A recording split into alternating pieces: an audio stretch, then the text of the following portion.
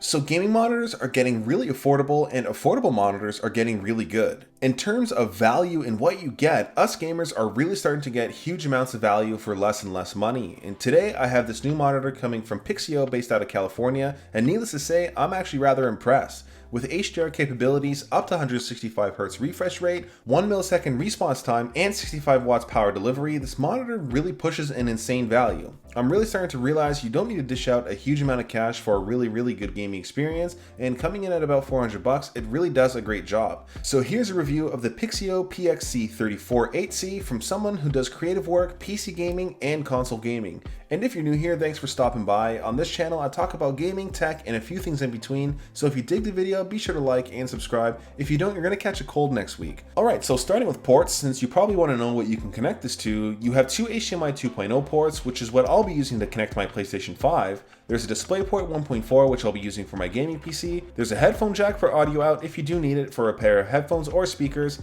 And my low-key favorite is the 65-watt USB-C port, which also provides DisplayPort signals. This is absolutely king for the one-cable setups, which I use with my MacBook Pro. I would have loved to see some sort of USB hub, but that would obviously drive up the price. Now, in terms of the stand, it's actually pretty good. It has swivel, tilt, and height adjustments, which can accommodate most people and setups. There's also a cable channel through the center of the stand, which is an absolute must-have for cable management, which actually goes perfectly in hand with the cable clip beneath the ports. Now, as good as the stand is, I am a sucker for monitor arms. I love reclaiming desk space and simply how it looks. So with the 100 by 100 VESA holes, I did end up mounting this on an inexpensive Vivo monitor arm from Amazon. I'll have this and everything else in my setup linked down below. And a nice touch I will mention is the removable back plate, which allows you to keep everything tidy and keep the back looking clean, and it goes on with just a snap of magnets. Now, for the actual design and aesthetic, I personally feel it's just about everything I need. Frankly, I'm not huge into gamer aesthetics and prefer a more minimalistic approach to gamer tech. For this, it's all black and looks simplistic.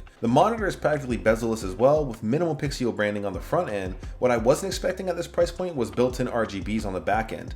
Now, they're not super bright or anything like that, but honestly they do the job super well and are far more noticeable in a dark room. You can set this to red, green, blue, or cycle through RGB. I would have loved to see the ability to select other colors though, outside of just red, green, and blue, plus the cycle. So for $400, what do you get in terms of specs? To me, it's easy to say that this is well spec'd for the price. With this monitor, you are getting a 34-inch ultrawide 1440p monitor, which is a resolution of 3440 by 1440. This is a VA panel with a 1500R curve, and it also has a 1 millisecond response time, and it's AMD FreeSync compatible. It has a max brightness of 450 nits, but also supports HDR, which I will be testing side by side, and lastly, there are two 2-watt speakers. So with these specs, what do we get in terms of gaming? Honestly, a pretty damn good experience. Starting with Overwatch, my favorite game to play on PC, this FPS is definitely fast paced and needs a couple things from a good monitor, that being high refresh rate and a low response time. This monitor definitely does the job with its 165Hz refresh rate alongside the 1 millisecond response time. At no point did I feel like I couldn't perform at my best competitively with this monitor. And this is coming from somebody who peaked in the top 500 North America last season as a support main, so yeah, no complaints.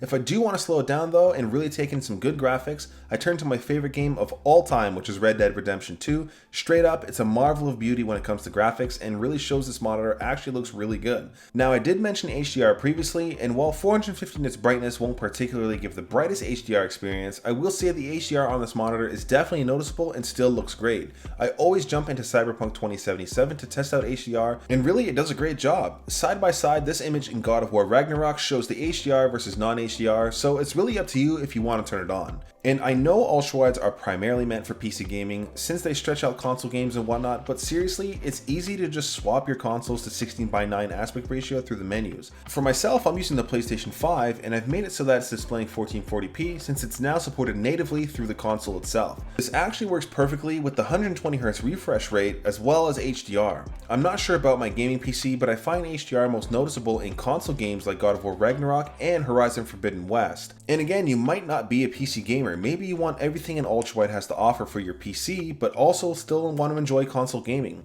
Again, coming from a game like Overwatch, I like to play Call of Duty on console, and this is equally great in terms of performance. I'm sure most people bust out their consoles on a TV, which I do most days as well, but if you had to have everything in one setup, don't be shy to use an ultrawide. The experience is also in the games you play. Now, as a gaming monitor, there are some select features specific to enhancing your gaming experience, some of which I've already mentioned, like AMD FreeSync and the 1 millisecond response time. There are added items here though that you can add, like different crosshairs, which are always useful for me when playing Call of Duty. I swear these guns get more and more recoil each release. You can also select to display your frames per second on the display in the top right corner, and if you're like me and need to encourage yourself to put down a game, there is a built-in timer as well, which you can see in the top left corner. Now for myself, it's not always just about gaming too. There's always something special for me about using an ultrawide when it comes to productivity. For myself, it works super well in having multiple windows up and simply the amount of space you have to work with. In my workflow at least, this works super well when editing my videos, as well as my evening courses and day job. And for everyday things, there are two 2-watt speakers. I can't say that they're that great to be honest, but they're perfectly fine in a pinch, especially if you're going to be getting a Teams call or something like that. They'll do just fine. Here's a quick speaker sound test.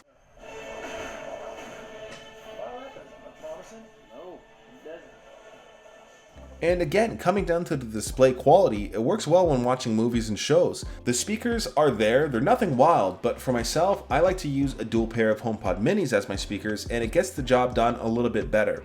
For gaming, I do still always stick to a headset regardless. In terms of added features and the menu, it's pretty robust for such an affordable monitor, and it has just about everything you need. You can swap around your game-specific items, like I'd mentioned, alongside different visual profiles. You can toggle your HDR and VRR if you need to, but a hidden gem I love on monitors, often found in ultrawides, is picture-by-picture and picture-in-picture. For myself, I'm one of those weirdos that legit uses this daily while working, mainly since I enjoy having my Apple Music or YouTube up on my PlayStation 5 in a corner, which is always easy to navigate separately from my main computer. Now, in the overall package, quickly to mention what's in the box, it's actually rather simple. You have the power supply and cable alongside the stand, which I will mention puts together in 2 parts. You will need a screwdriver. They also give you a DisplayPort cable and that Type-C cable for hooking up everything else. The thing about this monitor that makes it special to me is that it's 100% been the best value for the money that I've seen. Again, monitor prices are coming down, but this one still is super competitive. I've played with a lot of monitors, and really this one makes me question if the pricing of monitors is in the brand name or the hardware itself. I'd love to see a USB hub on here if anything, but again, that would drive the price up past the $400 mark. Either way, most of my peripherals are wireless and it's not a must-have.